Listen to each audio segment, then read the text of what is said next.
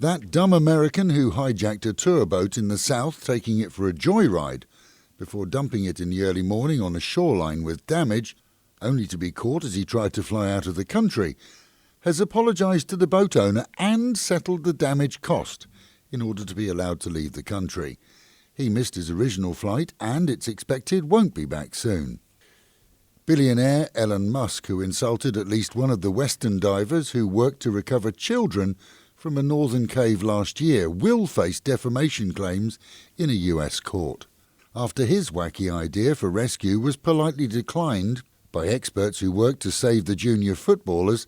Musk's rage extended to claims that one of the British divers was, in his words, a pedo and a child rapist. None of those claims was remotely true, and Musk did his best to worm out of them later. A US court refused his legal team's request to have the claim thrown out. A Thai man who killed his wife and children before failing to kill himself told police at the weekend that he'd done so purely because he was being harassed by debt collectors, and that the whole family had agreed to the killing.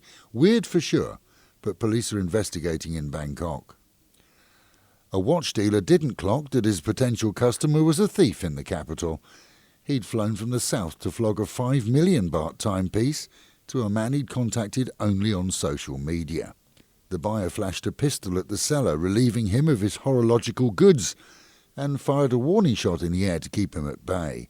Police have very little to go on, as the thief was wearing a baseball cap to avoid CCTV. Meanwhile at home, and 2 million bahts worth of gold was stolen from a gold shop in the supermarket mall at Sattahip on Sunday. CCTV shows a Thai man armed with what appears to be a ball-bearing gun, holding up the shop and demanding goods before fleeing. Nearly 36 police were involved in a search yesterday. They found the gun's box but no other clues, and the bandit is still on the run.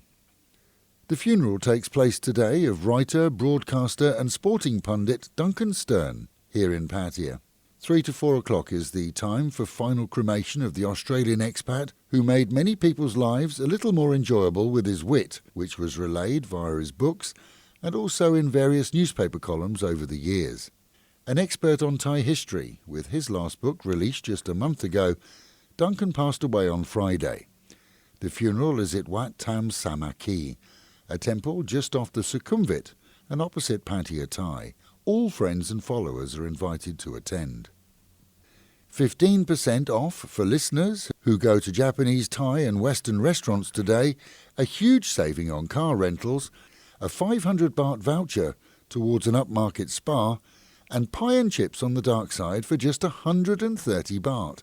Unbeatable savings. All at alwayspattaya.com, where you can find the latest news, TV, radio, events and discounts only in Pattaya and only at alwayspattaya.com. And with the Met Office promising a real feel today of over 40 degrees with the chance of a storm later, that is the local and national news from Fabulous 103 FM, keeping you in touch with Thailand and of course Pattaya, the city of fun.